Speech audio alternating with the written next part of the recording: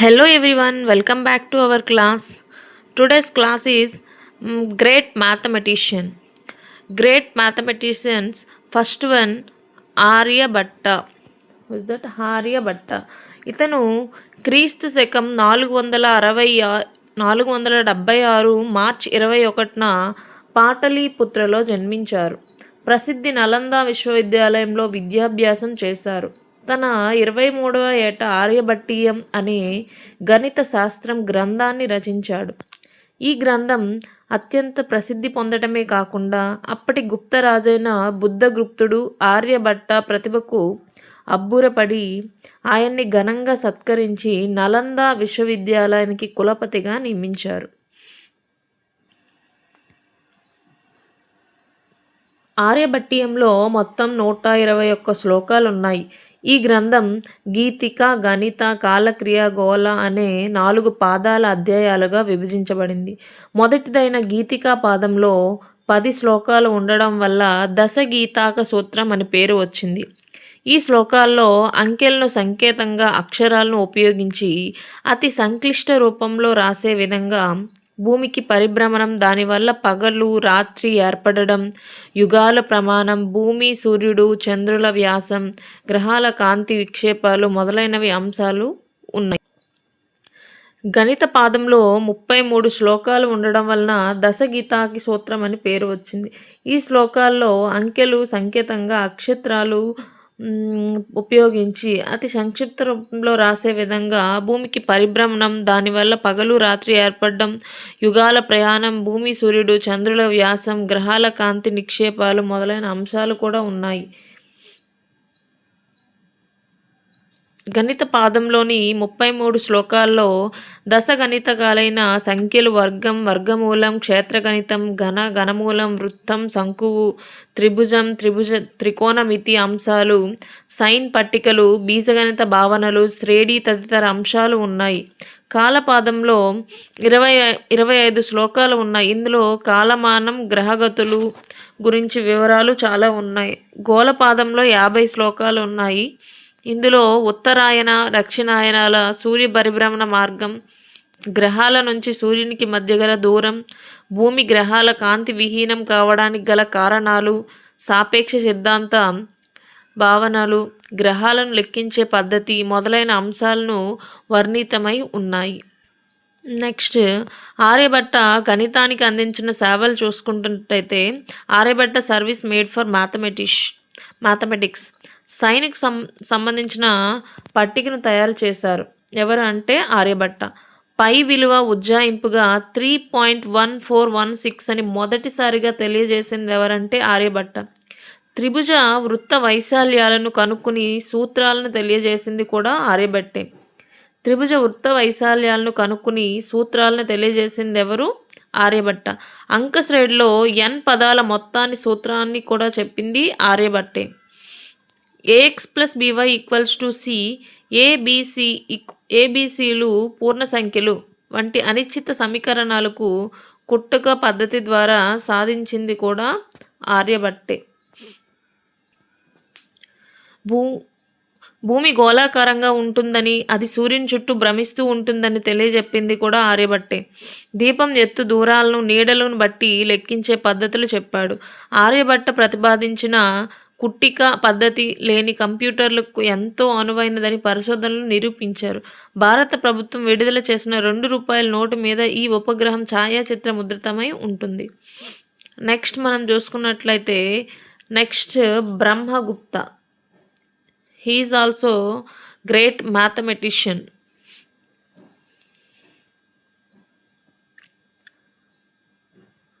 ప్రస్తుత రాజస్థాన్ ప్రాంతంలోని బిల్లమామ్ అనే ప్రాంతంలో క్రీస్తు శకం 598లో జన్మించాడు.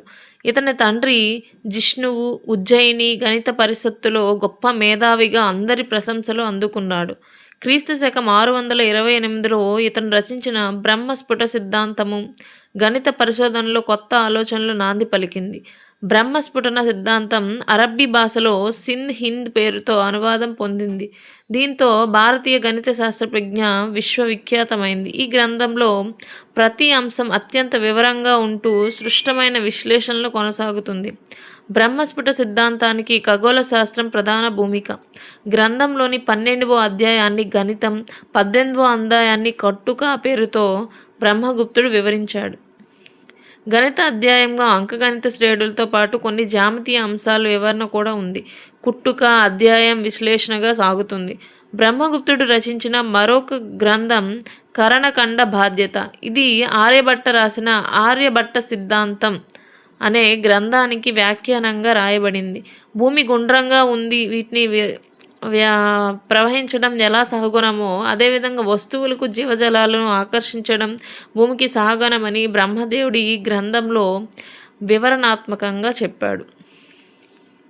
బ్రహ్మగుప్తుడు గణితానికి చేసిన సేవలు చూసుకున్నట్లయితే ఏ అనేది ఒక ధన లేక రుణరాశి అయితే a+0 = 0, a-0 = a, a×0 = 0, a/0 = అనంతం అని సున్నాగా స్పష్టమైన వివరాలను గ్రంథస్థం చేశాడు. అజ్ఞాతం, అవ్యక్త రాశుల్లో యావత్ తావత్ వంటి పదాలను కూడా పేర్కొన్నాడు. న్యూమరికల్ అనాలిసిస్ వంటి అధునాతన గణిత భావాలకు సంబంధించి ప్రతి పాదికకు బ్రహ్మగుప్తుని గ్రంథంలో ఉన్నాయని విశ్లేషకులు అంచనా వేశారు. ax+d = 0 అనే సామాన్య సమీకరణంను ax² + bx + c = 0 వర్గ సమీకరణాలకు చక్రవాల పద్ధతిలో సాధనలు ఇచ్చాడు. అంకగణితం, భిన్నాలు, సామాన్య వడ్డీ మొదలైన అంశాలు ఇదే గ్రంథంలో ప్రస్తావించబడ్డాయి. సెకండ్ ఆర్డర్ డిఫరెన్స్కు ప్రయోగించిన మొదట గణిత శాస్త్రవేత్త కూడా బ్రహ్మగుప్తుడే. బ్రహ్మగుప్తుడు గణిత శాస్త్రాన్ని అంకగణితం, బీజగణితం అని 2 ప్రత్యేక శాస్త్ర విభాగాలుగా గుర్తించాడు. భాస్కరాచార్యుడు బ్రహ్మగుప్తుని గణక చక్రం చూడామణి అని పేర్కొన్నాడు. నెక్స్ట్ వన్ చూసుకుంటే భాస్కరాచార్య. ఈయన క్రీస్తు శకం 1114 సహ్యాది సమీపంలో విజ్జలవీడ అనే గ్రామంలో జన్మించిన భాస్కరుడు రెండవ భాస్కరుడు భాస్కరాచార్యగా ప్రసిద్ధుడు. ఇతని తండ్రి మహేశ్వరుడు. బ్రహ్మగుప్తుని సిద్ధాంతంలో ఉత్తేజితుడై భాస్కరుడు జీవిత కాలమంతా గణిత పరిశోధనలో గడిపాడు. భాస్కరుని జ్యోతిష్య శాస్త్రంలో కూడా చక్కటి ప్రతిభ ఉంది. ఈయన క్రీస్తు శకం 1150లో ఇతడు సిద్ధాంత శిరోమణి అనే గ్రంథాన్ని రచించాడు. భాస్కరాచార్య 11న రాసిన సిద్ధాంత శిరోమణి అనే పుస్తకం పర్షియన్ భాషలో అనువదించబడింది. లీలావతి గణితం వెనుక ఉన్న చరిత్రను ప్రముఖ పర్షియన్ చరిత్రకారుడు ఫైజీ తెలియజేశాడు. సిద్ధాంత శిరోమణిలో ఫస్ట్ లీలావతి, తర్వాత బీజగణితం, గణితాధ్యాయం, గోళాధ్యాయం అనే 4 భాగాలుంటాయి. ఈ గ్రంథాన్ని భాస్కరుడు అతి తేలికైన భాషలో మనోజ్ఞమైన కావ్యంగా తీర్చిదిద్దాడు. లీలావతి గణితంలో ద్రవ్య మార్పిడి, వివిధ ప్రమాణాలు, కొన్ని విదేశీ కొలతలు, ఏక నుంచి పర్యార్థ 107 వరకు సంఖ్యలు, చతుర్విధ ప్రక్రియలు, వర్గమూల, ఘనమూల, పరికర్మలు, రుణ సంఖ్యలకు వర్గమూలాలు నిషేధించడం, సున్నాతో భాగాహారాన్ని అంకగణితంలో నిషేధించడం, విలోమ పద్ధతి, త్రైరాశికం, వడ్డీ, లాభ నష్టాలు, ప్రస్తారాలు, సంయోగాలు, అంక గుణశ్రేణుల దశాంశ పద్ధతి, అనుబంధ వివరాలు మొదలైన అంశాలు చాలా ఉన్నాయి. బీజగణిత విభాగంలో 213 శ్లోకాల్లో ధన రుణ రాశుల్లో వ్యవహారాలు, సున్నాతో పరిప్రేక్షిత సంకేత వ్యవహారాలు, కరణీయ సంఖ్యలు, కొట్టడం, 2వ తరగతి అనిశ్చితి సమీకరణాలు, వర్గ సమీకరణాలు, భావిత వర్గ సమీకరణాలు, ఇచ్చిన సమీకరణం ఒక వర్గం అయినట్లయితే తగిన పదాలను కలపడం, తీసివేయడం ద్వారా కూడా ఏర్పడే సమీకరణలు మొదలైన అంశాలు చాలా ఉన్నాయి. గణిత అధ్యాయంలో గ్రహాలకు సంబంధించి గణితాన్ని విస్తృతంగా వివరించాడు భాస్కరాచార్యుడు. గోళాధ్యాయం మొత్తం 15 భాగాలుగా ఉంటుంది. కరణ కుతూహలం భాస్కరుని రచించిన మరొక గణిత గ్రంథం. ఆ గ్రంథం పేరేంటంటే కరణ కుతూహలం. ఈయన రాసిన మరొక గ్రంథం. ఇందులో గ్రహాలు, వాటి గమనాలు గురించి ఉన్నాయి. నెక్స్ట్ భాస్కరాచార్య మనకు అందించిన సేవలు చూసుకుంటే సున్నాకు చెందిన నియమాలు భాస్కరుడు వివరించాడు. అంటే a+0 = 0, a-0 = a, a/0 = 0, a/0 = హారం అని అనంతమని వివరించాడు.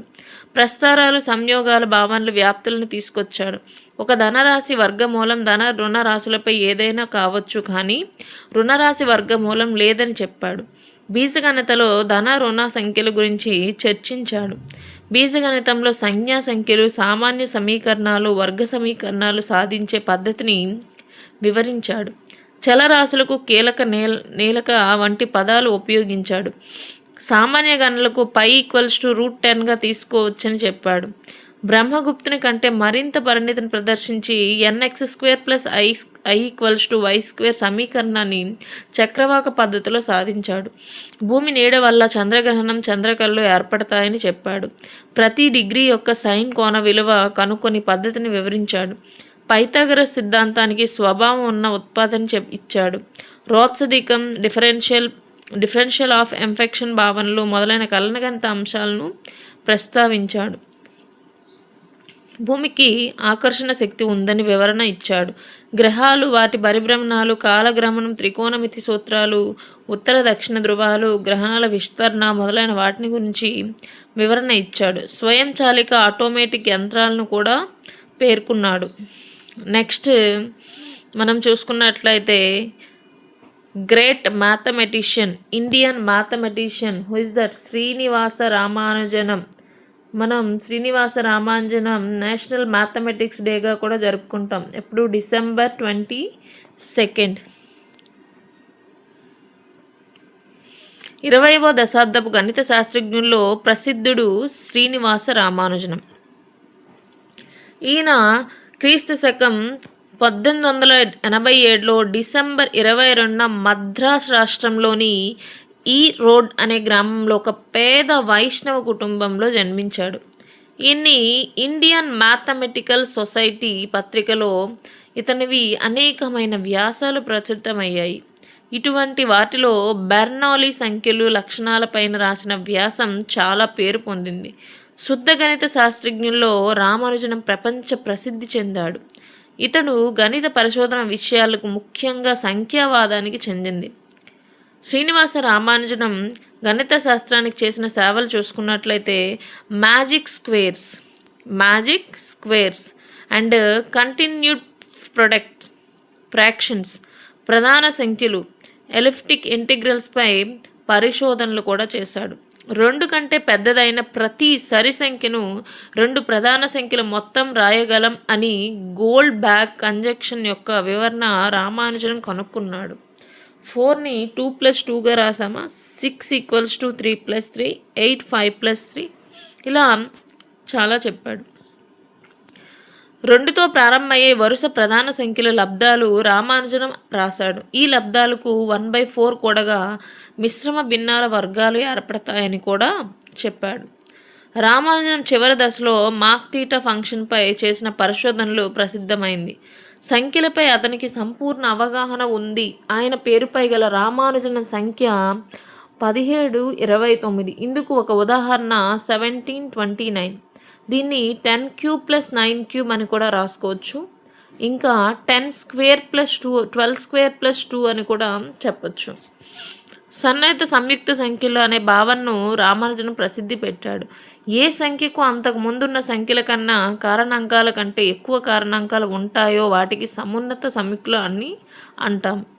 Fellow of the royal society, fellow of Trinity college గౌరవం పొందిన మొట్టమొదటి భారతీయుడు ఎవరు అంటే Ramanujam. Very very important. Fellow of the royal society and fellow of the Trinity అనే గౌరవం ఎవరికి పొందిందంటే శ్రీనివాస రామానుజనం. నెక్స్ట్ ఇక్కడ కొన్ని మ్యాథమెటిషియన్స్ చూద్దాం. ఆయనకి ఇచ్చిన బిరుదులు కూడా చూసుకుంటే first one father of geometry అని ఎవరిని అంటారంటే Euclid. And Newton of antiquity అని ఆర్కిమెడిస్ అంటారు. Spirit of geometry Pascal. Father of numbers Pythagoras. And father of numbers in India, father of numbers అని 2 మెంబర్స్ అంటారు, కానీ ఇక్కడ ఫాదర్ ఆఫ్ నంబర్స్ అని ఇండియాలో ఎవరిని అంటారంటే రామానుజనం. ఫాదర్ ఆఫ్ ఇండియన్ నంబర్ అని భాస్కరాచార్య 2ని అంటాం. Father of algebra Diophantus. Father of algebra Diophantus. Father of equation also Diophantus. Father of Venn diagram George Compton. Father of trigonometry Hipparchus. Hipparchon. Spirit of circles Archimedes. Father of maths methods Rene Descartes. Father of dimensions Euclid. ఇది today's class. Next tomorrow's class మనం చూసుకుందాం. Okay, thank you all. Thank you for watching video. Thank you so much. And if you like the video, like, share, subscribe.